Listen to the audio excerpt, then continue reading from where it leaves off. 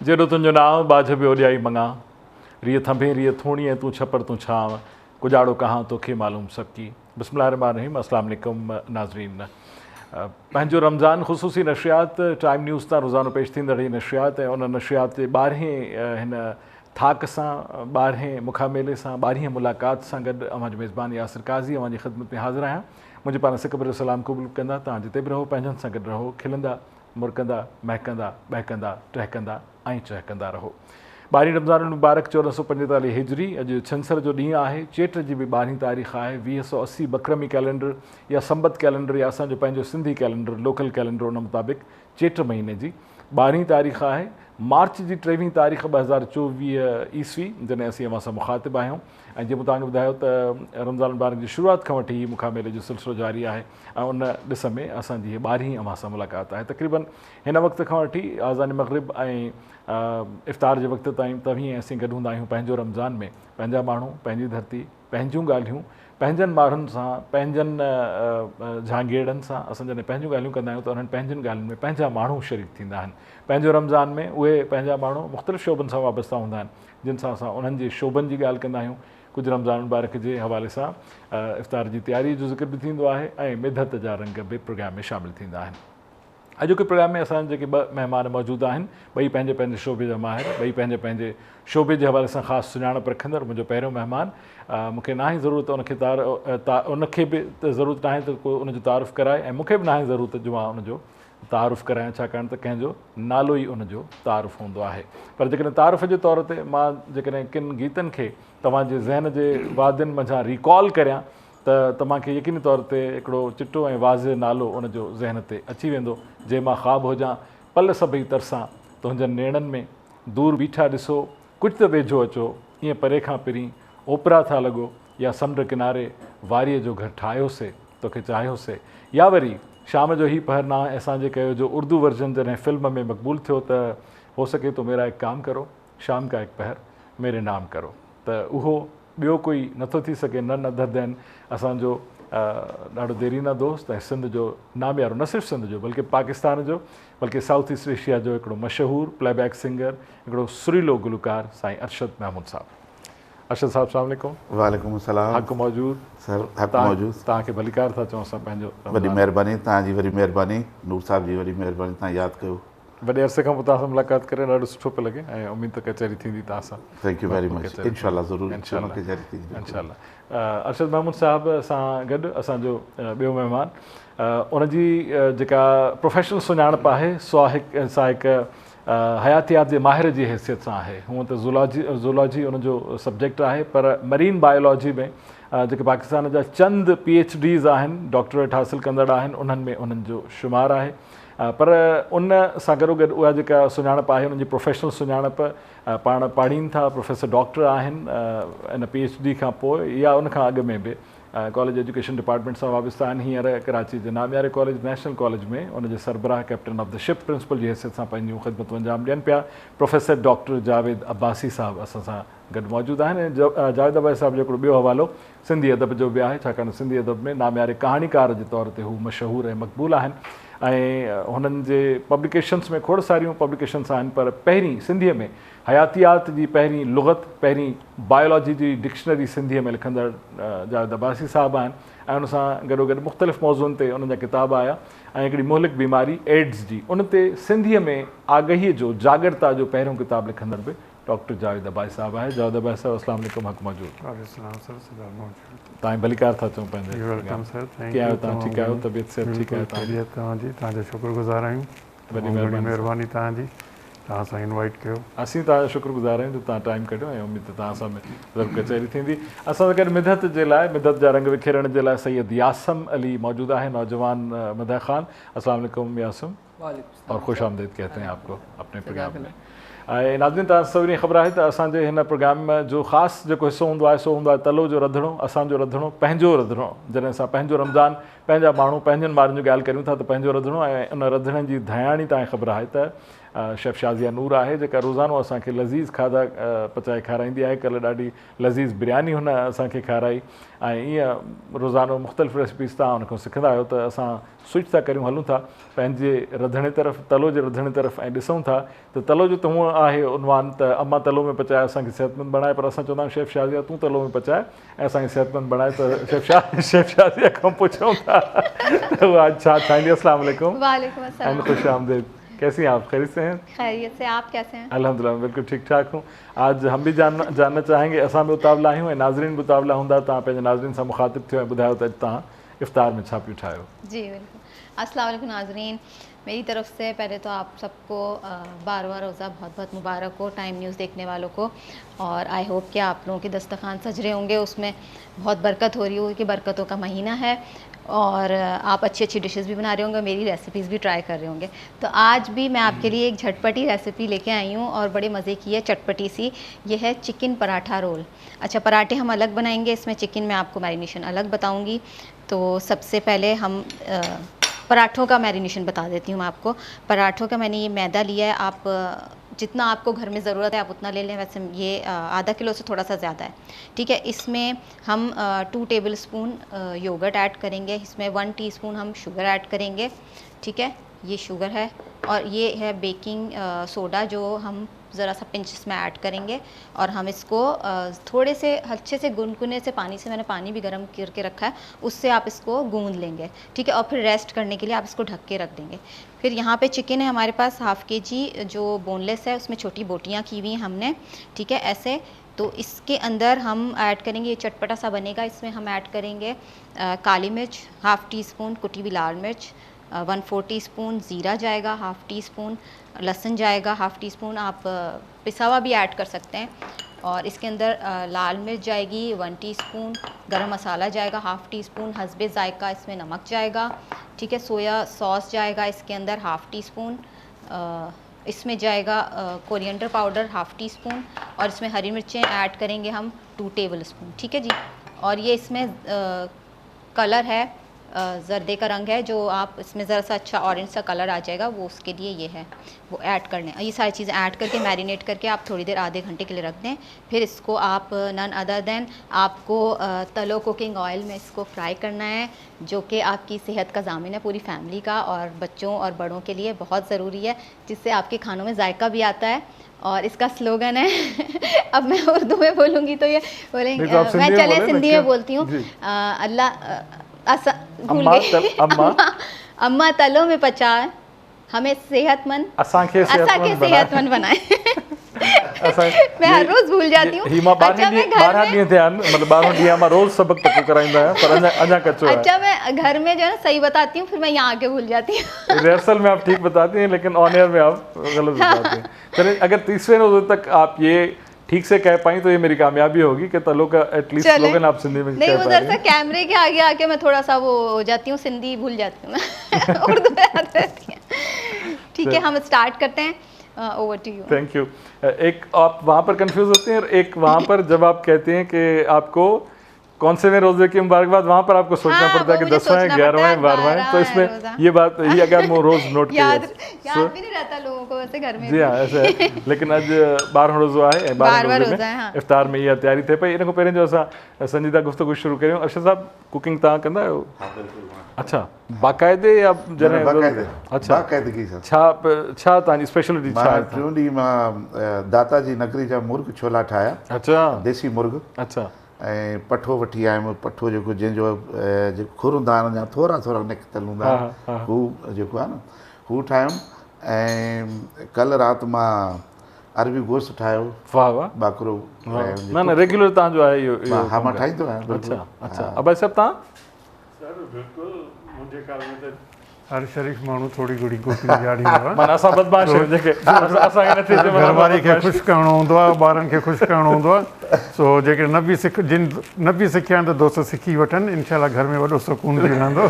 अबाज साहिबु सही चयो आहे। त मां एक्चुअली छा आहे त जॾहिं मां फस्ट टाइम भाॼी ठाहिणु शुरू कई त मुंहिंजी हिन पोर्शन में एॾी तकलीफ़ पिनीअ में। ऐं मां ठाहियां पियो पंहिंजो पाया बॉंग। अच्छा, बॉंग ऐं पाया। ऐं मां हुन ॾींहुं सोचियो, मां चयो यार मां हिकिड़े टाइम जी भाॼी ठाही आहे ऐं मां थकी पियो आहियां, ऐं मुंहिंजी वाइफ जेकी आहे हू 3 टाइम जेकी आहे भाॼी बि ठाहींदी आहे, ॿारनि खे बि तयारु कंदी आहे। त मां हुन ॾींहं खां जेको आहे पंहिंजी वाइफ जी इज़त घणी घणी शुरू करे छॾी। पहिरियों बि क़दुरु कंदुमि, पर हुन ॾींहं खां पोइ मां जेको आहे पर ऐं उहा बि वाइफ जो जेको आहे तव्हां थोरो हुन सां हथु वरायो ताकी हुनखे बि थोरो रेस्ट मिले। हिन सां ॿी ॻाल्हि इहा बि थींदी आहे त घर में जेके ॿार आहिनि न उहे बि अटैक थींदा आहिनि ऐं उन्हनि जी ऐं वालिद जी जेका हिकिड़ी इक्वेशन हूंदी आहे न उहा सुठी डेवलप थींदी आहे त अम्मा वांगुरु बाबा बि सुठो। ऐं ख़ुदा ताला वरी का अहिड़ी शइ रखी आहे जो मर्दनि जे हथ में थोरो ज़ाइक़ो वधीक आहे। हाणे त हालत इहा कॾहिं कॾहिं ॿार मूंखे पाण फरमाइश करे चवंदा आहिनि बाबा अॼु हूअ शइ न पचाई अथव, असां घणा ॾींहं थिया आहिनि खारायो, उहो खारायो। त माना हुननि खे इहा बि ज़हन में आहे त बाबा कहिड़ी शइ सुठी पचाए सघे थो, उहा हुनखे फरमाइश कयूं।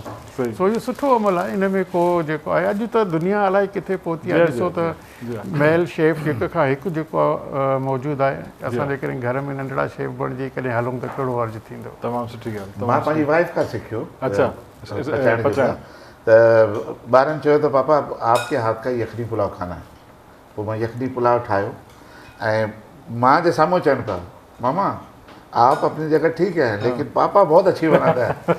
तो पोइ वॻे चए त तो क्या हुआ, सीखा बि त मुझसे है न। ॿियो वरी रमज़ान जे हवाले खां ॿुधायांव हिकिड़ी ॻाल्हि त रमज़ान जॾहिं बि ईंदो आहे त ख़ासि तौर ते मां ऑनलाइन जेके मुख़्तलिफ़ जेके रेसिपियूं हूंदियूं आहिनि रमज़ान जी, माना जीअं समोसा ॿिया टिया उन सां रिलेटेड अहिड़ियूं शयूं मां उन जूं रेसिपियूं ठाहींदो आहियां बाक़ाइदा। पोइ वरी पंहिंजनि भेनरुनि ॾे उहा शयूं ठाहे मोकिलींदो आहियां। उहे उतां फरमाइश कंदियूं आहिनि भाईजान इहे असांखे बि खाइणियूं आहिनि। चइबो हाणे अचो, हाणे मुंहिंजूं भेनरूं लाड़काणे रहनि थियूं या कराची में थोरो डिस्टेंस ते रहनि थियूं, मां चयो पोइ अचो खाइणियूं आहिनि त अचो, बाक़ी हाणे हेॾे तव्हांखे पार्सल तव्हांजे पाड़े में घर वठिणो पवंदो। बिल्कुलु बिल्कुलु sir, thank you so much मोहब्बतुनि जी महिरबानी। यासिम साहब मैं चाहूँगा कि हमदे बारी ताला के साथ आप इस महफिल की रौनकों में इजाफा करें।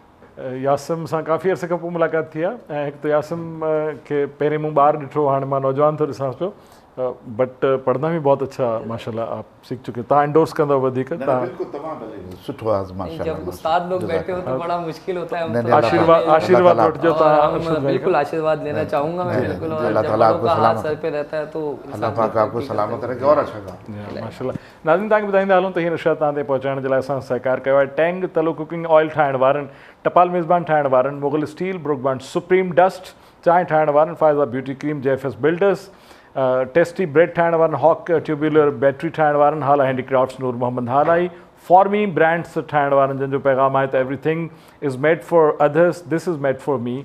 हर शइ ॿियनि जे लाइ ठहियलु आहे पर हीअ शइ मूं लाइ ठहियलु आहे। वाइटल टी एंड मलका मसाला, वाइटल चांहि ऐं उन जे पारां ई मलका मसाला ठाहिण वारा, क्विस आइसक्रीम सिरप ठाहिण वारा, शरबत ठाहिण वारा ऐं मोटरसाइकिल पार्ट्स ठाहिण वारी company TQR, Kaizen paint, chef pride masala ठाहिण वारा, नल्सन पेंट जंहिंजो पैगाम आहे रंग ज़िंदगीअ जो, निज़वा इंटरनेशनल ब्यूटी प्रोडक्ट्स ठाहिण वारा, पांडा केमिकल्स ऐं रूह अफ़ज़ा मशरूब मशरक़ ठाहिण वारा, हमदर्द लेबॉर्ट्रीज़ वक्फ पाकिस्तान। अर्शद साहब केतिरा ॾहाका थिया, केतिरो अरसो थियो तव्हांखे, तव्हांखे बि यादि हुजे छाकाणि त इहो तमामु पुराणी ॻाल्हि आहे, कॾहिं खां वठी ॻायो पिया? मां 79 में फस्ट टाइम पाकिस्तान टेलीविज़न ते प्रोग्राम शुरू कयो, पहिरियों प्रोग्राम 79 में कयो ऐं नंढड़ा नंढड़ा प्रोग्राम कंदे कंदे पोइ हिकिड़ो वक़्तु आयो त मूंखे हिकिड़ो प्रोग्राम मिलियो। हुन वक़्तु हुन प्रोग्राम जो नालो हुयो वींझार। मुमताज़ मिर्ज़ा साहब कंदा, असलम आज़ाद साहब ऐं डायरेक्टर हुयो हुन वक़्तु एजाज़ अली मुकेली साहब। पोइ बाद में हू हाणे हुनजो नालो आहे परख, उहो हले थो वञा त पोइ नंढा नंढा प्रोग्राम कंदे कंदे पोइ मंज़ूर कोशी साहब मुंहिंजो टीचर आहे, उस्ताद आहे मुंहिंजो, ऐं हुननि चहचिटो शुरू कयो। बस चहचिटो पोइ जॾहिं शुरू थियो आहे उतां अलाह साईं मूंखे इज़त ॾिनी, पोइ मूंखे हिकिड़ी सुञाण मिली। पोइ उहो त हिकिड़े कॉमेडी हिसाब सां हुई, सिंगिंग कंदुमि, पर जेको हिकिड़ो सुठो कलाम मूंखे हाणे हुनजी डेथ थी आहे साईं जी, प्रोफेसर, ॿई ज़ाल मुड़ुसु प्रोफेसर, तमामु ख़ूबसूरत लिखंदा आहिनि। उनजो कलाम हुयो त समुंड किनारे वारीअ जो इमदाद हुसैनी साहब। ऐं हुननि जो हिकिड़ो कलाम हुयो त प्रोग्राम जो नालो हुयो हमर चो जी आशिक़ अरबाणी साहब आशिक़ अरबाणी साहब कंदो, तव्हांखे यादि आहे। ऐं हुन में लियाकत लाइब्रेरी में प्रोग्राम थींदो। जी जी जी जी हुन प्रोग्राम में ख़ासि तौर ते इमदाद हुसैनी साहब पाण बि आया वेठा। पर जंहिं महिल मां ॻायां पियो त साईं रुञे पियो हुन महिल ऐं ईअं घोड़ा बनि पिया त मां पोइ साईं खे वञी भाकुर पायो। मां त नओं हुयो ऐं साईं जे साम्हूं बि ॻाइण जीअं नंढड़ो चए पियो त सीनियर जे साम्हूं ॻाइणु जेको आहे थोरो ॾुखियो थींदो आहे ऐं मूंखे बि ॾुखियो लॻियो त मां शाइर एतिरो वॾो शाइर पाकिस्तान जो ऐं पोइ हू कलाम जेको आहे सॼे सिंध में मुंहिंजी सुञाण जेकी आहे उहा आहे समुंड किनारे वारीअ जो घरु ठाहियोसीं तोखे चाहियोसीं लोक घणो ई रोकियो टोकियो पोइ बि तक पोइ हिन खां लॻोलॻि हिकिड़ो ॿियो कलाम अची वियो सखर जो असांजो जे मां ख़्वाब हुजां जे मां ख़्वाब हुजां जे मुतारिफ़ जी जी जी जी पल सभई तरसा बिल्कुलु ज़फ़र अली ख़ान साहिब जी कंपोज़िशन हुई, तमामु भलो कंपोज़र, हुननि इहे कलाम ठाहियो। हिन जो जेकॾहिं मुखड़ो झुंगारियो त जे मां ख़्वाब हुजां हुजे मां ख़्वाब हुजां जे मां ख़्वाब हुजां पल सभई तरसां तुंहिंजे जन नैणनि में जे मां ख़्वाब हुजां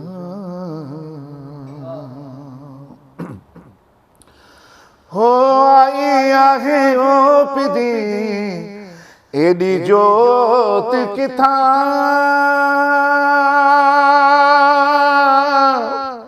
एॾी जोत किथां हो आई आहे ओ पिदी एॾी जोत किथां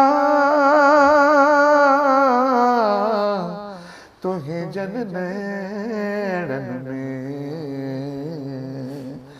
जे मां ख़्वाब हुजां। वरी इहो ख़ुशकिस्मती आहे त इहे ॿई गीत वरी बाद में रिकॉर्ड बि थिया हिकिड़ी प्राइवेट प्रोडक्शन। बिल्कुलु बिल्कुलु सुडका साह जा समुंड जा सुडका साह जा सुडका साह जा अच्छा हाँ सुडका समुंड जा पहिरियों वॉल्यूम हुन जो सुडका समुंड जा आहे, ॿियो वॉल्यूम हुन जो सुडका साह जा। जी जी जी जी सुडका समुंड जा उन्हनि सीडी जंहिं महिल ठहे पई जी हा जी पहिरियों कैसेट में आयो। जी हा पहिरीं कैसेट में आयो। तव्हां नालो सही था चओ, जेको नालो हुयो हा अच्छा उन में वरी नैरेट बि तव्हां खां विच में करायो वियो हुयो। जी जी जी मुंहिंजो अमर प्रेम वारो जेको उहो उनखे 4 चंड लॻाए छॾिया। जी जी जी अच्छा तव्हां जॾहिं चहटी जो ज़िक्र कयो त मूंखे 2-3 तव्हांजा ॾाढा हिकिड़ा जॉली क़िस्म जा गीत जेके अल्लाह कीअं फाथो साई कीअं फाथो पंहिंजनि सावरनि मां चीगम चाचा चूगम चाची हो चीगम चाचा चूगम चाची। अच्छा ही हिननि जो प्रोग्राम शमशेर अल हैदरी साहब जो लिखियलु हुयो ऐं अदी सुल्ताना जो प्रोग्राम हुयो रोशन तारा इहो हुन में हा बगी हुई वॾी ॿ घोड़ा लॻल तव्हांखे उहो पातल आहिनि गैलस पातल जी मूंखे यादि आहे आउटडोर शूट आहे उहा आउटडोर शूट ॿार मूंसां गॾु आहे भलो कलाम थियो। हाणे इहो मां पंहिंजे बालकपण में ॾिठो आहे, ॾिसो अॼु ॾींहं ताईं मूंखे उनजा ॿोल बि यादि आहिनि ऐं उनजो अक्स बि यादि आहे। तव्हां नंढा हूंदा मुंहिंजे ख़्याल 79 में जॾहिं तव्हां आया त I was born in 79 really हा माय गॉड। त उन हिसाब सां त माना इहा मुंहिंजी नंढपण जी मेमोरी आहे जो मां तव्हांखे शायदि घटि माण्हुनि खे यादि हुजे इहे गीत। हुन प्रोग्राम में इहो प्रोग्राम जेको होस्ट कंदी न साईं परवेज़ अली शाह असांजो तमामु प्यारो दोस्त हूंदो, गुज़ारे वियो आहे साईं जन्नत में आला मकाम में। हुननि जी नंढड़ी हूंदी मापारा या शाहपारा ईअं को नालो नंढड़ी हुई ऐं अॼु हुनजा बि ॿार जवान हूंदा हुआ। प्रोग्राम ॾिसंदी हूंदी त हुनजा ॿार बि जवान हूंदा। ऐं हुनजो साईं परवेज़ अली शाह साहिब जो हिकिड़ो पुटु जेको आहे जर्नलिज़म में आहे ऐं तव्हां सुञाणे था हूंदा दुनिया टीवी ते हुनमें कामरान प्रोग्राम कंदो आहे ऐं तमामु सुठियूं यादूं भलियूं यादूं ऐं पोइ मंज़िल जेकी आहे पोइ रेस्ट इज़ द हिस्ट्री चवंदा आहिनि rest is the history exactly. वैसे तव्हांजी जॾहिं मुतारिफ़ पे करायो ॿई हवाला आहिनि, हिकिड़ो बायोलॉजिस्ट वारो हवालो आहे हयातियात जो माहिर, हिकिड़ो अदीब वारो हवालो आहे। जेकॾहिं तव्हांखे चइजे त प्रिफर तव्हां कंहिंखे कंदो वधीक तव्हांखे प्यारो हवालो कहिड़ो आहे त छा चवंदा तव्हां? वधीक प्यारो जेको हवालो आहे मूंखे पंहिंजे लाइ हवाले कयां त उहो इज़ अ स्टोरी राइटर। अच्छा, शॉर्ट स्टोरी राइटर। जो उन कम में मूंखे हिकु त तख़यल वारे अमल मां गुज़रणो थो पए ऐं उहो मूंखे सुकून ॾिए। अच्छा, बाक़ी हिकु बायोलॉजिस्ट जेको आहे उहो मुंहिंजो पैशन आहे, सही, प्रोफेशन आहे। ॿई शयूं आहिनि। मां उन्हनि में बि ख़ुशि आहियां ऐं मुतमिन आहियां ऐं अॻिते वधण जे लाइ जदोजहद कंदा था रहूं। पर इन ॿिन्ही जो फ़र्क़ु इहो आहे त हू मूंखे इन दुनिया में ख़ुशि रखण जे लाइ आहे, हू मूंखे रूहानी दुनिया में ख़ुशि रखण लाइ आहे। वाह वाह, इहा हिकिड़ी वॾी जे मरीन बायोलॉजी जॾहिं ज़िक्र कयूं त समुंड वॾो हिकिड़ो माना विस्तार आहे। हाणे 170% दुनिया जी जेका आहे ज़मीन उहा कवर्ड विथ मरीन, उन में अंदरि हिकिड़ी जेका मख़लूक़ात आहे उनजो तव्हां शुमार बि नथा करे सघो। त कीअं उनखे मुख़्तसिर तव्हां कीअं बयानु कंदव त अंदरि उनजे अंदरि जेका हयातियात आहे तव्हां as a biologist as a zoologist तव्हां कीअं था उनखे ॾिसो? सर ॾिसो न, हाणे जीअं तव्हां चयो त 70% जेको आहे हिन ज़मीन जो हिसो पाणी ते मुश्तमिल आहे, जंहिंमें समुंड बि अची थो वञे। बाक़ी जेको आहे 30%, हाणे 30% ख़ुश्कीअ ते रहंदड़ जेके साह वारा आहिनि उन्हनि जी तव्हां तारीख़ ऐं उन्हनि जी हिस्ट्री ॾिसो त अलाए किथे थी पहुचे। त 70% जेको आहे पाणी जे अंदरि छा लाइफ हूंदी, छा जानदार हूंदा ऐं छा ऑर्गेनिज़म हूंदा जंहिंजो असां हिन महिल ताईं सदियूं गुज़रियूं आहिनि पूरी नमूने सां रिकॉर्ड बि न करे सघिया आहियूं। पर मोस्ट ऑफ द एनिमल जेके वॾा ह्यूज एनिमल आहिनि उन्हनि जे असांखे बारे में ख़बर आहे। हाणे बि कंहिं माण्हू खां तव्हां चयोसि त समुंड जे जानवरनि जा 10 नाला मूंखे ॿुधाए त हू सोचे तव्हांखे ॿुधाईंदो। अहिड़े नमूने सां हाणे जंहिं फील्ड में मुंहिंजो कमु आहे उहे वरी तमामु माइक्रोस्कोपिक एनिमल्स आहिनि, उन्हनि खे असां ज़ू प्लैंक्टॉन्स चवंदा आहियूं। ज़ू प्लैंक्टॉन्स सिंधीअ में छा चवंदा आहिनि? सिंधीअ में हाणे जेकर उनखे चऊं त उनखे असां चई सघूं था त खूर्दबीनी साह वारा। ओके, खूर्दबीनी जानवर जेके उनखां बग़ैर ॾिसी नथा सघजनि। जीअं मां हिकिड़े तव्हांखे ॿुधायो त जेकॾहिं तव्हां वञो था सी व्यू ते या समुंड जे किनारे वञो था, समुंड जो किनारो जॾहिं बि ज़हन ते अचे थो त साईं जो कलाम ज़हन ते अची थो वञे। साईं जे कलाम सां मुंहिंजी समुंड जे किनारे सां वॾियूं वाबस्तगियूं बि आहिनि। मां समुंड में रहियो बि आहियां, रातियूं बि गुज़ारियूं पंहिंजे रिसर्च जे हवाले खां।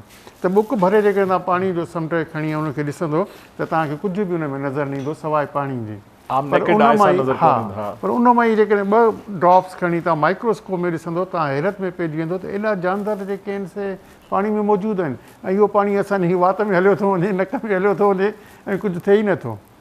त एतिरा नंढा माइक्रोस्कोपिक ऑर्गेनिज़म आहिनि जिन ते मूं कमु कयो आहे ऐं उनजी डिस्ट्रीब्यूशन वग़ैरह। अच्छा, ॿियो उन मां असांखे इहा ख़बर पवंदी आहे जेका मां रिसर्च कई आहे त जॾहिं उन्हनि जी असां अबंडेंस ऐं डिस्ट्रीब्यूशन ॾिसूं था त उहा ॻाल्हि तय कंदी आहे त हिन लोकेलिटीअ में या हिन एरिया में फिशिंग केतिरी आहे। अच्छा, हाणे तव्हांखे हिकिड़ो दरिया थो नज़र अचे, इहे ऑर्गेनिज़म दरिया में बि हूंदा आहिनि, समुंड में बि हूंदा आहिनि। या समुंड में था वञो, मच्छी आहे न आहे, मरंदी न मरंदी, त तव्हां उन रिसर्च खे जेकॾहिं बेस बणाईंदो त तव्हांखे अंदाज़ो थी वेंदो हा जेकॾहिं उते ज़ूप्लैंक्टॉन्स या फाइटोप्लैंक्टॉन्स हुननि जी अबंडेंस आहे त डेफिनेटली उते फिशिंग बि तमामु घणी हूंदी। इहो हिकिड़ो छो जो इहे उन्हनि जी ग़िज़ा हूंदियूं आहिनि। जिते ग़िज़ा हूंदी उते खाइण वारो बि ईंदो त ज़ाहिर उते फिशिंग बि हूंदी। ॿी हिकिड़ी मज़ेदार ॻाल्हि तव्हांखे ॿुधायां, सवेरे बि डिस्कस थियो त असांजे समुंड में हिन वक़्तु दुनिया जो वॾो में वॾो जेको जानवर आहे समुंड जो या पाणी जो उहा ब्लू व्हेल मच्छी। हाणे समुंड ख़ुश्की ॿिन्ही में मुक़ाबिलो वॾो जानवर। पहिरीं डायनासोर असां वरी अक्सर चवंदा आहियूं त ख़ुश्कीअ वारो हाथी आहे त समुंड वारो जेको आहे सो ब्लू व्हेल आहे। पर जेकॾहिं ओवरऑल समूरनि एनिमल्स में कयो त blue whale is the largest animal at this time. हाणे उनजी तव्हां अंदाज़ो हणो जेका दुनिया जी माना एॾो वॾो जानवर आहे त उहो छा खाईंदो हूंदो। उन में असां जेके जीतामुड़ा इंसान आहियूं उन एनिमल जे लाइ ईअं ई आहियूं जीअं असांजे ॾंदनि में फाथल हिकिड़ी ॿूटी जो ज़रो हुजे ईअं असां आहियूं। हाणे इहो छा खाईंदो हूंदो जेकॾहिं माना ख़ुदा जी हिकिड़ी कुदरत ॾिसो, इन जी ग़िज़ा उहे ई ऑर्गेनिज़म्स आहिनि जिते मुंहिंजो कमु थियल आहे। ज़ूप्लैंक्टॉन्स आहिनि या फाइटो। इहो मच्छियूं नथो खाए? इहो मच्छियूं नथो खाए। अच्छा, व्हेल मच्छियूं न आहे खाईंदी, इहे नंढा ऑर्गेनिज़म्स खाईंदी आहे जंहिंसां हुनजो पेट भरिजंदो आहे। जेकॾहिं मच्छियूं खाइण ते अचे त पोइ त समुंड में हिन महिल ताईं हिकु मच्छी बि न हुजे, छाकाणि त ब्लू व्हेल्स बि त लखे हुनजी ग़िज़ा बि ओॾी हूंदी। हीअ वॾो जेको आहे ढुक पाणी जा भरींदी आहे, उन ढुकनि में जेके बि इहे ज़ूप्लैंक्टॉन्स ईंदा आहिनि उहो हुनजो ग़िज़ा हूंदी आहे, बाक़ी पाणी उहो ॿाहिरि ख़ारिज करे छॾींदी आहे। पर हाणे असां वटि जेको आहे इन फील्ड में तमामु घटि कमु थियल आहे। असां वॾनि एनिमल्स ते त कमु करे वेंदा आहियूं, पर पर इन माइक्रोस्कोपिक एनिमल्स ते असां वटि कमु थोरो घटि थियल आहे। असां कोशिशि कई आहे त असां पंहिंजे ख़ासि तौर ते कराची जो जेको साहिल आहे इन जेको कोस्टल एरिया में इन्हनि जी अबेंडेंस ॾिसूं, छाकाणि जो पॉल्यूशन हिकिड़ो वॾो इशू थी वियो आहे जंहिंजे करे समुंड जा किनारा जेके आहिनि उहे गदिला थी विया आहिनि। उन्हनि जे सबबु इहे ज़ू प्लैंक्टॉन्स या इहे माइक्रोस्कोप ऑर्गेनिज़म्स हाणे थोरो अॻिते हटी विया आहिनि, हिते नथा मिलनि। उते फिशिंग बि पोइ हाणे घटिजी वई आहे। हाणे ट्रॉलर्स खे डीप सी में वञिणो थो पवे फिशिंग जे लाइ। सो इन करे इन ते जॾहिं रिसर्च थींदी, कमु थींदो त जेके कंसर्न अदारा आहिनि उहे इन ॻाल्हि ते थोरो ध्यानु ॾींदा, पॉल्यूशन खे रोकण लाइ कमु कंदा, ऐं जॾहिं इहे सभु शयूं थींदियूं त असांजी समुंडनि में फिशिंग वारो प्रोसेस अञा वधीक वेझो बि ईंदो ऐं सुठो बि थींदो। अच्छा अवैस साहब, मूं ॿिनि पब्लिकेशन्स जो ज़िक्र कयो, तव्हां जूं केतिरियूं पब्लिकेशन्स आहिनि उन्हनि मां ॿियूं जेके नोटेबल आहिनि कुझु उन्हनि जो ज़िक्र? सर इन्हनि पब्लिकेशन असल में मां तक़रीबन जॾहिं इंटर कई, इंटर खां वठी मां लिखणु शुरू कयो आहे। माना देट वॉज़ स्टोरी ऑफ 1982। अच्छा, लिखणु जॾहिं तव्हां चओ था त अदब, जी हाँ, अदब लिखणु या पंहिंजे सब्जेक्ट जे बारे में लिखणु? तव्हां अदब बि लिखणु ऐं पंहिंजे सब्जेक्ट बि, छाकाणि उन वक़्तु मां अञा स्टूडेंट्स हुउमि, इन करे मां पंहिंजे सब्जेक्ट ॾे न आयो हुउसि। पर जीअं वरी पोइ मां अॻिते हली MSc कई, जॉब में आयुमि त मां पंहिंजी फील्ड में बि कमु कयो। हिन वक़्तु ताईं तक़रीबन मां नियर अबाउट 25 to 30 बायोलॉजी ते बुक्स लिखी चुको आहियां,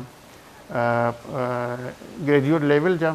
उन खां अलावा मूं लिटरेचर में कमु कयो आहे। ॿारनि ते मुंहिंजो हिकिड़ो नानी सफ़ूरा जो किरदारु आहे, उन ते हिकिड़ो मुंहिंजो story book Sindhi language authority तरफ़ां छपियो आहे। ऑक्सफोर्ड यूनिवर्सिटी वारनि उन्हनि खे वरी रीप्रिंट करायो हुयो। उन खां अलावा जानदार एनिमल बिहेवियर ते बि मुंहिंजो हिकिड़ो किताबु आहे जेको लैंग्वेज अथॉरिटी तरफ़ां छपियो आहे। उन खां अलावा फस्ट एवर बायोलॉजी डिक्शनरी इन सिंधी, उहा गंजबख्श किताबु घर वारनि छपराई। वरी दुनिया जो पहिरियों, दुनिया जो छा चवां बल्कि सिंधी ॿोलीअ जो पहिरियों किताबु जेको एड्स ते आहे उहो बि मां लिखियो आहे। एड्स ऐं उनजो उन वक़्तु लिखियो आहे जॾहिं एड्स हिकिड़ी ख़ौफ़नाक वबाई सूरत हाल में हुई ऐं माण्हू उन खां ख़ौफ़ खाईंदा हुया। उन शइ खे उन वक़्तु काउंटर करण लाइ त बाबा एड्स असल में आहे छा, थींदी कीअं आहे, ट्रीटमेंट कीअं आहे, एहतियात कहिड़ियूं आहिनि, इन मौज़ूअ ते हिकिड़ो एड्स जो किताबु लिखियो हुयो। उहो बि काफ़ी जेको आहे सो हुनजी पज़ीराई थी ऐं ॿियो सिलसिलो हले थो अञा ताईं लिखण जो। कहाणी जो किताबु अञा ताईं तव्हांजे मंज़र में? कहाणी जो किताबु मुंहिंजो तयारु थियल आहे पर मां अञा हुनखे प्रिंट न कराए सघियो। अॼु हिन प्रोग्राम ख़तमु थियण खां अॻु में नाज़रीन सां वाइदो करे वेंदो त उहो कॾहिं तव्हां डन इंशाल्लाह वेरी सून। अच्छा जी जी, बुज़ुर्ग असांजा दोस्त जेका आहिनि उहे चवंदा आहिनि त समुंड जो पाणी जेको आहे हुन में एतिरी तासीर आहे त तव्हां हिकिड़ो गिलास या कोप पी छॾियो न त तव्हां ते कोई जादू टूणो न थींदो। अच्छा, हा, तव्हां ते बीमारी इहा मिथ ई आहे, छाकाणि ईअं न आहे। पहिरियों त उहो गिलास पीअण ई समुंड जो ॾाढो ॾुखियो आहे। सर मां पीतो आहे, वेरी साल्टी। मां पीतो आहे, मां पीतो आहे, मां पंहिंजी ॻाल्हि थो ॿुधायां। ऐं मूं ते अॼु ताईं अलाह जी महिरबानी सां ना को जादू थियो आहे, ना मूंखे का बीमारी। जेकॾहिं तव्हां ईअं आहे त पोइ असांखे मञिणो पवंदो। तव्हां ईअं त हेॾा ख़ूबसूरत आहे त माना थी थो सघे इन जी वजह इहा ई हुजे, पीअणो पवंदो, पूरो जग पीअणो पवंदो। मां सुभाणे ई समुंड जी हाज़िरी भरियां थो। अच्छा अर्शद साहब, तव्हां उन्हनि ख़ुशकिस्मत फ़नकारनि मंझां आहियो, उन में तव्हांजी यकीनी तौर ते तव्हांजो हिकिड़ो तव्हांखे अलाह साईं जेका ॾात था कई आहे उनजो बि अमल दख़ल आहे। ॿियो जेको तव्हांजी नेचर आहे उहा ॾाढी फ्रेंडली नेचर आहे, उनजो बि असरु आहे त तव्हां असांजे ख़िते जे उन्हनि फ़नकारनि मंझां, उन्हनि घटि फ़नकारनि मंझां आहियो जेके वधि में वधि टूर्स कनि था, पूरी दुनिया में परफॉर्म कनि था, यूरोप हुजे, अमेरिका हुजे। जॾहिं बि पुछंदा आहियूं अर्शद भाउ किथे, अर्शद भाउ अमेरिका जे टूर ते वियल आहे, कैनेडा जी टूर ते वियल आहे, यूरोप जे टूर ते वियल आहे। किथे परफॉर्म कंदे तव्हांखे वधि में वधि मज़ो ईंदो आहे, छाकाणि त तव्हांजो रेगुलर आहे? पहिरियों जॾहिं मां फस्ट टाइम 89 में मां अमेरिका ऐं कैनेडा जे टूर ते वियुमि, इदरीस भाई असांखे वठी हलियो। इदरीस भाई असांजो प्रमोटर हुयो, गुज़ारे वियो। मां चाहींदो आहियां जेका फस्ट टाइम तव्हां सां तव्हां ते जंहिं को तव्हां थोरो कयो आहे, थोरो बि, त हुनजो नालो तव्हां यादि, बिल्कुलु नालो उनखे यादि रखो। त इदरीस भाई जेको आहे, मां हिननि जी टीम में हुयुमि, उमर शरीफ़ साहिब जी टीम में। त 89 जी ॻाल्हि आहे। हुन वक़्तु सिंधी उते घटि हूंदा हुआ, अमेरिका में सिंधी घटि हूंदा हुआ, ऐं मां वरी बि उते सिंधी गानो ॻाईंदुमि। हुन ज़माने में मां 82-83 में मां रीमिक्स कयो हिकिड़ो कलाम मास्टर पंहिंजो जुमन साहिबु, ऐं हुननि खां इजाज़त वठी मां चयो मास्टर साहिबु मां ट्रिब्यूट ॾियणु थो चाहियां तव्हांखे, त मूंखे इजाज़त खपे तव्हांजी, त तव्हांजो कलाम आहे हीअ मां ॻाइणु थो चाहियां। यार ॾाढी इश्क आतिश, यार ॾाढी इश्क आतिश, हू मां 82-83 में ॻायो। मां अमेरिका जे इंग्लैंड में या यूरोप में जिथे बि वेंदो आहियां प्रोग्राम हुन वक़्त में ई त मां सिंधी कलाम ज़रूरु ॻाईंदुमि ऐं अनाउंस बि कंदुमि तो हो सकता है कि आपको मेरी ये सिंधी जो है समझ में ना आए, लेकिन मेरे सिंध का म्यूज़िक जो है और मेरे सिंध की जो पोइट्री है ये आपको समझ में आएगी। और ॿी ॻाल्हि मां ये उन्हनि खे चवंदुमि त आप दुनिया का म्यूज़िक सुनते हैं, हमारे सिंध के लोग हैं, वडेरे हैं, वडेरों के बच्चे हैं, अपनी गाड़ियों के अंदर वो ऐसा ऐसा म्यूज़िक सुनते हैं जो उनको समझ में नहीं आती बोली कौन सी है, मतलब फ्रेंच या स्पेनिश गाने सुनते हैं, उनकी समझ नहीं, लेकिन उनका म्यूज़िक वो इंजॉय करते हैं। तो मां चयो आप भी म्यूज़िक ज़रूरु इंजॉय करें, तो मां हीउ कलाम ज़रूरु ॻाईंदुमि। पोइ जॾहिं समुंड किनारे आयो वरी मां समुंड किनारे उते ॻायो, जे मां ख़्वाब हुजां हीउ ॻायो, पोइ दर्द दिलि में यार आयो, पोइ दर्द दिलि में यार बि ॻायो, त दर्द तव्हां ॿुधो हूंदो। कराची स्टूडियोज़ में असां सिधो हीअ नशा तव्हां ते पहुचे पई ऐं हिन नशा ते तव्हां ते पहुचाइण जे लाइ असां सां सहकार कयो आहे टैंग, जंहिंजो पैगाम आहे टैंग बणाए मुस्तक़बिल रोज़ानो। तलो कुकिंग ऑयल जंहिंजो पैगाम आहे त वाइटामिन ए ऐं डी सां ठहियलु तलो कुकिंग ऑयल तव्हांजी सिहत जो ज़ामिन आहे ऐं तव्हां बि 3 लीटर्स जी ख़ासि पैट बॉटल जेका ख़ुसूसी रमज़ान बॉटल आहे पंहिंजे घर आणियो ऐं पंहिंजे सहरी ऐं इफ़्तारी खे लज़ीज़ ऐं ज़ाइक़े बख़्श बणायो। टपाल मेज़बान जिन जो पैगाम आहे त टपाल मेज़बान आहे सिंध जो शान टपाल मेज़बान। मुग़ल स्टील जो पैगाम आहे त घर नंढो या वॾो नाहे हूंदो, घर महफ़ूज़ थींदो आहे। ब्रुक बॉन्ड सुप्रीम डस्ट चांहि ब्रुक बॉन्ड सुप्रीम हमेशह खां नालो आहे हिकु एतमाद जो ऐं भरोसे जो। फ़ाइदा ब्यूटी क्रीम जंहिंजो स्लोगन आहे त सुञाणो पंहिंजो पाण खे। JFS बिल्डर्स हाणे थींदी ईद खां पहिरियां ईद JFS सां गॾु। Tasty bread Hawk tubular battery ठाहिण वारा जिन जो पैगाम आहे त जेका हले थी अनलिमिटेड, जेका हलंदी रहे unlimited. Hala handicrafts Noor Mohammad Halai. For me brands ठाहिण वारा जिन जो पैगाम आहे everything else is made for others, this is made for me. हर ॿी शइ हर शइ ॿियनि जे लाइ ठहियलु आहे पर मेड फॉर मी मुंहिंजे लाइ आहे। वाइटल चांहि ऐं मलिका मसाला ठाहिण वारा ऐं उन सां गॾोगॾु क्विस आइसक्रीम सिरप शरबत ठाहिण वारा जिन जो पैगाम आहे त साओ शरबत ठाहिण वारी पाकिस्तान जी नंबर 1 कंपनी आहियूं असां।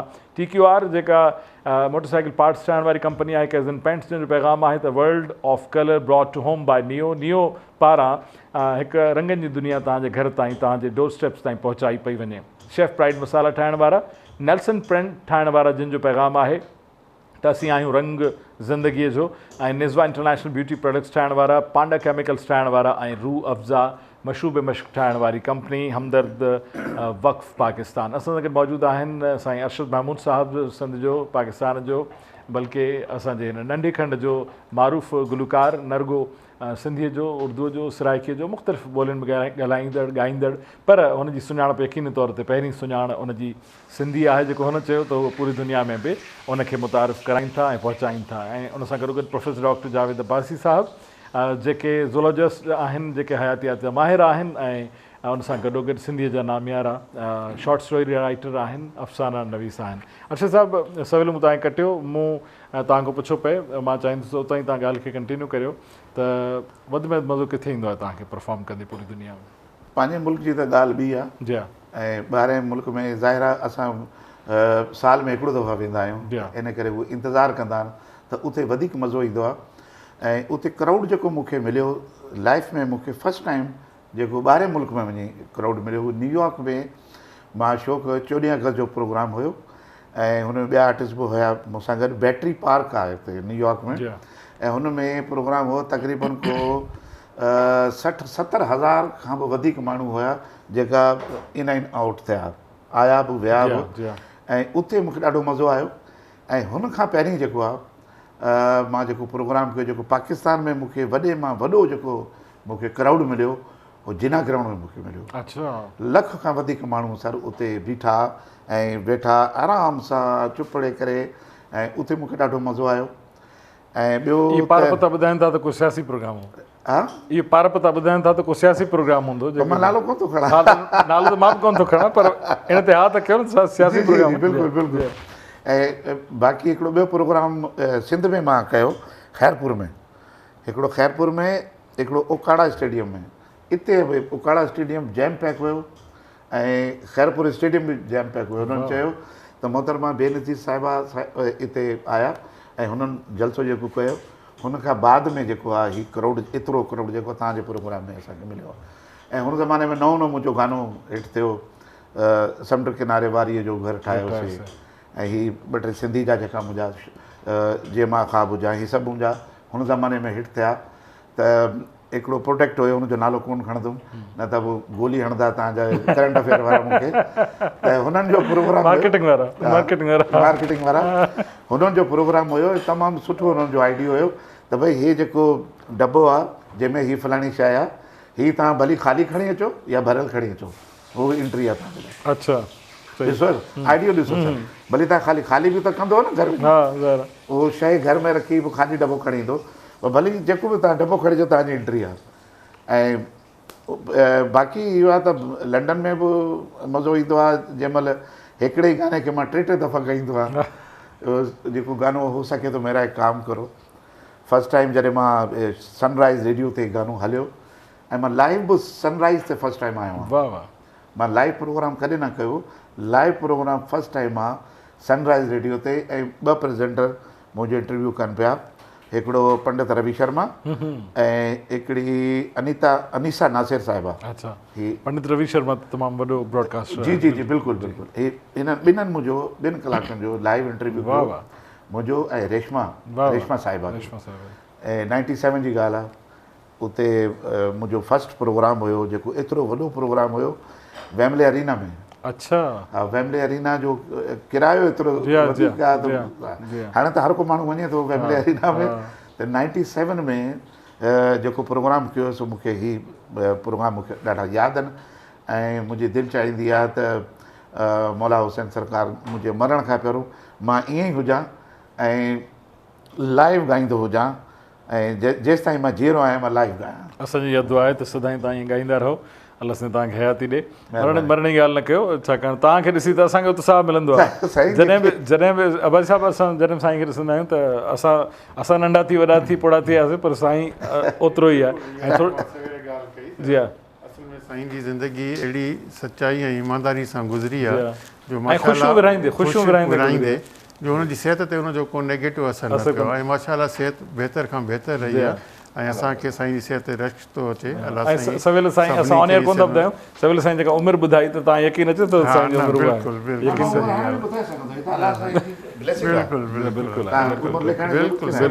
ॿुधाइणु खपे असां चाहियूं था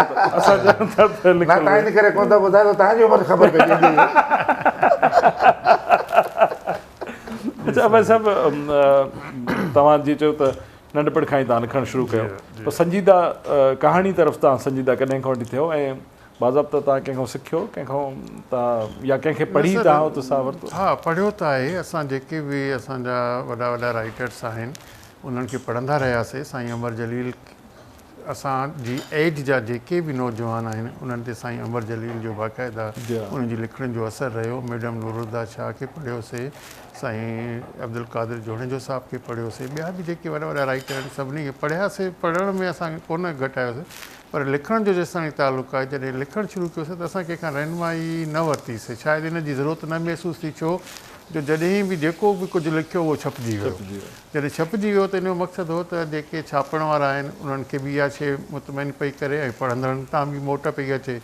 पोइ इन सिलसिले में असां उहो लिखंदा रहियासीं ऐं लिखंदा ई रहियासीं अॼु ताईं बि लिखूं था। तव्हां कॾहिं खां वठी छपजण कॾहिं खां शुरू? मां तक़रीबन 1983 खां छपजणु शुरू कयो आहे। पहिरियों पहिरियों मूं ॿारनि जे हवाले खां कहाणियूं लिखियूं ऐं मुंहिंजे मथां ॿारनि जे अदब जो या ॿारनि जे हवाले खां काफ़ी असरु आहे ऐं मां उनखे प्रिफरेंस ॾींदो आहियां। ऐं हाणे बि मुंहिंजे ज़हन में खोड़ आइडिया आहिनि। मां हिकिड़ो किताब ते कमु कयां पियो त शाह लतीफ़ जा जेके बैत आहिनि उन्हनि खे बेस बणाए उन मां स्टोरी ॿारनि जे लाइ तयारु कजे जेका उन्हनि खे जेको आहे मोटिवेशनल बि हूंदी ऐं उहा उन्हनि खे गाइडलाइन बि ॾींदी ऐं मां लिखियूं बि आहिनि छपियूं बि आहिनि पर उनखे हीअं हाणे कहाणी जो रूप ॾियां पियो थो। अहिड़े ई नमूने सां वरी साइंस जे हवाले खां साइंसी जेके स्टोरीज़ आहिनि साइंसी जेको अदब आहे उन ते असां वटि सिंधी में तमामु घटि माण्हुनि कमु कयो आहे।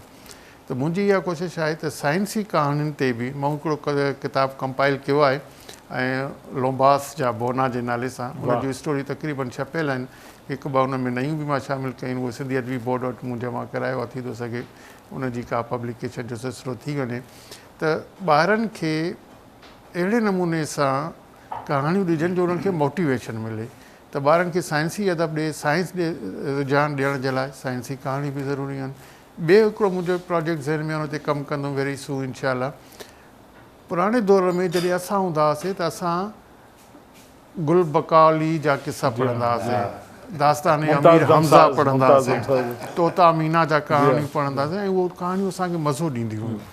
हाणे जॾहिं मां ॾिसां थो जॾहिं ॿार किताबनि खां ई परे थी वियो आहे, पढ़ण खां परे थी वियो आहे, हाणे बि जेकॾहिं असां थोरी महिनत कयूं, थोरो मॉडर्नाइज़ करे हाणे बि जेकॾहिं ॿारनि खे देवन परेन ऐं पुराणे दौर जे इहे जेके कहाणियूं हूंदियूं उन्हनि खे नए अंदाज़ सां ॿारनि जे हवाले खां पेश कयूं न त ॿार उन में इंट्रस्ट वठंदो, उन में तजसुस पैदा थींदो।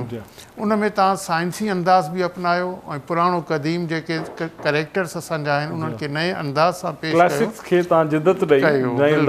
इहे वधीक मुनासिबु लफ़्ज़ आहिनि त ॿार उन ॾांहुं अट्रैक्ट थींदो ऐं ॿारु किताबु पढ़णु शुरू कंदो ऐं उन सां गॾु जेकॾहिं तव्हां किताबनि में उन्हनि जा स्केचिस बि थोरा थोरा ॾींदा रहो त ॿारु उन्हनि शयुनि खे आइडियलाइज़ करणु शुरू कंदो ऐं ॿारनि में पढ़ण जी आदत पवंदी। ॿार में पढ़ण जी आदत ख़तमु ॿारनि में बुक रीडिंग हैबिट पैदा करण ज़रूरी आहे। थी सघे ॿारु सिर्फ़ु हाणे एग्ज़ाम लाइ थो पढ़े, हू पंहिंजी ज़हनी ओसर लाइ नथो पढ़े ऐं उन में वालिदीन जो बि ॾोह आहे। उहे बि कॾहिं ॿारनि नंढा ॿार पाण किथां वञी किताब वठी ईंदा जेसि ताईं उन्हनि खे इंट्रोड्यूस न कराइजे। वालिदीन जो फ़र्ज़ु आहे, उस्तादनि जो फ़र्ज़ु आहे त उन्हनि ॿारनि ताईं उहे किताब पहुचाइनि, उनखे ज़माने जो तव्हां ख़र्चो कयो था ॿारनि ते। जेकॾहिं तव्हां महीने में 3-4 किताब अची ॿारनि भले न पढ़े, तव्हां हुनखे अॻियां रखो त सही, माहौल ॾियो, उन वक़्तु न पढ़ंदो, 2 ॾींहं खां पोइ पढ़ंदो। तव्हांखे पंहिंजूं कहाणियूं वधीक कहिड़ियूं प्यारियूं आहिनि, उन जा उनवान जेकर ॿुधायो जेकॾहिं हूंदियूं आहिनि न दिलि जे क़रीब पंहिंजूं लिखियलु कहाणी।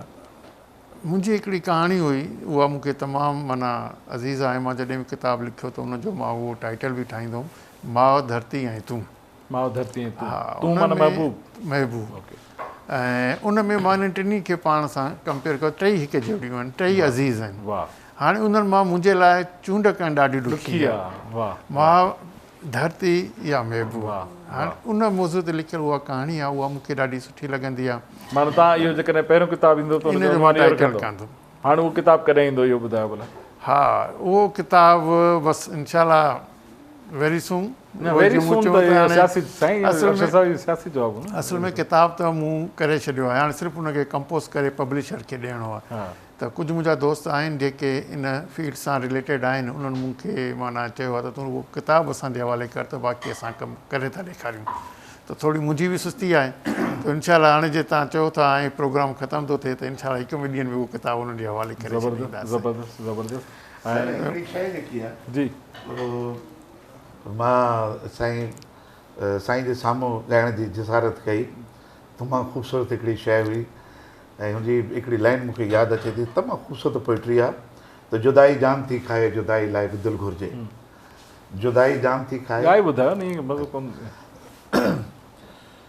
हो जुदाई जान थी खाए जुदाई लाइ बि दिलि घुरिजे। जुदाई जान थी खाए जुदाई जान थी खाए जुदाई लाइ बि दिलि घुरिजे। कंदो आहे ॻाल्हि हर कोई, कंदो आहे ॻाल्हि हर कोई, सचाई लाइ बि दिलि घुरिजे। जुदाई जान थी खाए जुदाई लाइ बि दिलि घुरिजे। जुदाई जान थी खाए। चए त ज़माने जी नज़र में केतिरा बि मोतबर आहियूं, ज़माने जी नज़र में केतिरा बि मोतबर आहियूं, मगर महबूब जे साम्हूं वॾाई लाइ बि दिलि घुरिजे। कंदो आहे ॻाल्हि हर कोई, सचाई लाइ। अहिड़ी आहे मां थो सोचां त काश मां बि थोरी शाइरी कयां, को गज़ल शज़ल लिखी वठां ऐं साईं खां घरायां त केॾो न मज़ो अचे। गज़ल लिखी सघो न सघो, शज़ल लिखी वठिजो त साईं खे चवंदा पहिरियों शज़ल साईं तव्हांजो ॻाईंदो। वक़्तु सां वटि घटि आहे ऐं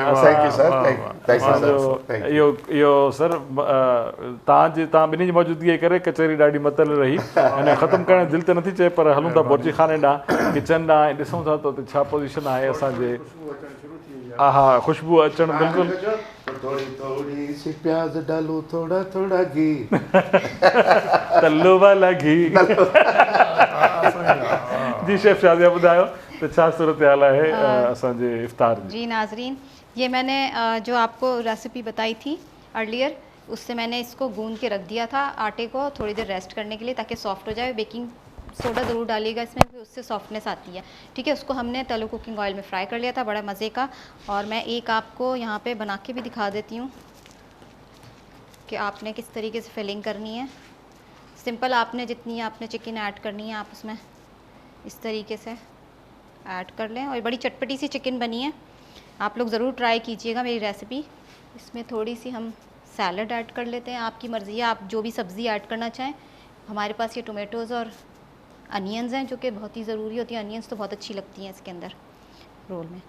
अच्छा, दूसरा ये कि मैंने इसमें एक ये मायो का ना ये सॉस बनाया था। ठीक है, उसका मैं आपको बता देती हूँ। 2 टेबल स्पून इसमें मायोनीज़ था और 1/4 कप इसमें योगर्ट था।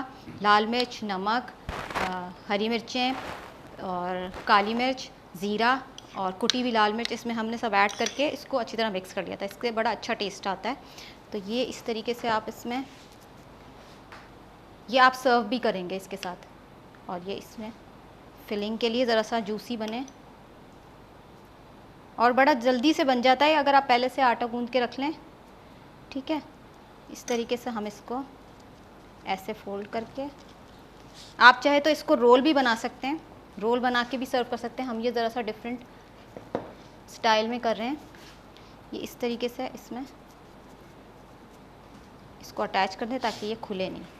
ठीक है, ये ऐसे हो गया। अच्छा, दूसरा हम आ जाते हैं हमारा नन अदर देन हमारा रूह अफ़ज़ा, जो कि बचपन से सबका फेवरेट है और हम बचपन से पीते आ रहे हैं। बहुत मज़े का होता है। इसकी भी सिंपल से ठाहे वठो, असां वटि वक़्तु घटि आहे। तव्हां जेसिताईं ठाहियो तेसिताईं असां नात रसूल मक़बूल ॿुधूं था। तव्हां पंहिंजे आप अपने नाज़रीन से अल्लाह हाफ़िज़ कर लें, तब तक आप शरबत बनाएं जब तक हम नात सुनते हैं। जी, हम इसमें थोड़ा सा दूध ऐड करेंगे। आप चाहें तो बिल्कुल दूध भी ले सकते हैं, पानी थोड़ा सा ज़्यादा लग रहा है मुझे। फुल मिल्क भी ले सकते हैं आप इसमें। और इसमें ये तुक मलंगा है, ये भी आप ऐड कर लें।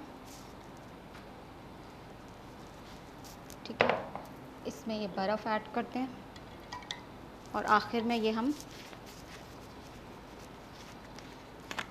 इसमें नौरस ऐड करेंगे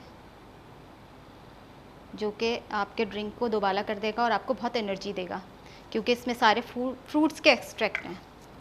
ठीक है, इसको अब हम मिक्स कर लेंगे।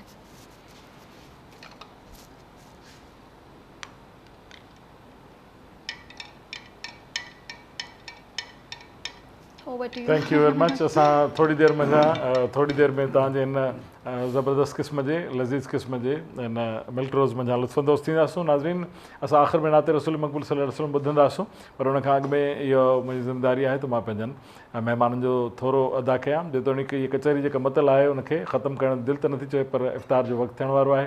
अरशद साहिबु, तव्हांजो मां ॾाढो थुराइतो आहियां जो तव्हां शरीक थियो ऐं काफ़ी अरसे खां पोइ तव्हां सां कचहरी करे टहक वंडे लतीफ़ा वंडे ॾाढी ख़ुशी थी। ॾाढो मज़ो आहे। वरी इंशाअल्लाह मुलाक़ात थींदी। हा इंशाअल्लाह। प्रोफेसर डॉक्टर जावेद अब्बासी साहिबु, ॾाढो सुठो लॻो तव्हां सां कचहरी करे ऐं अरशद साहिब सां गॾु तव्हांजी कचहरी वधीक मज़ो कयो। असां बि इंजॉय कयोसीं सर। ऐं उन सां गॾो गॾु सैयद आसिम अली साहब, मैं आपका भी शुक्रगुजार हूँ कि आप तशरीफ़ लाए और अपनी खूबसूरत मदद के रंगों से आपने इस खूबसूरत महफ़िल को और ज़्यादा खूबसूरत बनाया। तो नाज़रीन, असां आख़िर में नाते रसूल मक़बूल सल्लल्लाहु अलैहि वसल्लम ॿुधंदासूं, पर उन खां अॻु में मां तव्हांखां इजाज़त घुरां थो। सुभाणे बशर्त हयात ऐं दुरुस्तगी हालात हयाती रही ऐं ज़िंदगी वरी मौक़ो ॾिनो, वक़्तु हालतुनि मौक़ो ॾिनो त 13 रमज़ान जी 13 नशियात सां तव्हांजी ख़िदमत में सुभाणे वरी हाज़िर थींदासूं। तेसीं ताईं पंहिंजे मेज़बानी यासिर काज़ी खे पंहिंजनि महिमाननि सां गॾु शेफ शादिया नूर सां गॾु ॾींदा इजाज़त। दिलियूं गॾु त जुदाई कॾहिं बि न आहे, सदाईं गॾु। जेॾां पेर तेॾां ख़ैरु, अल्लाह निगहबान।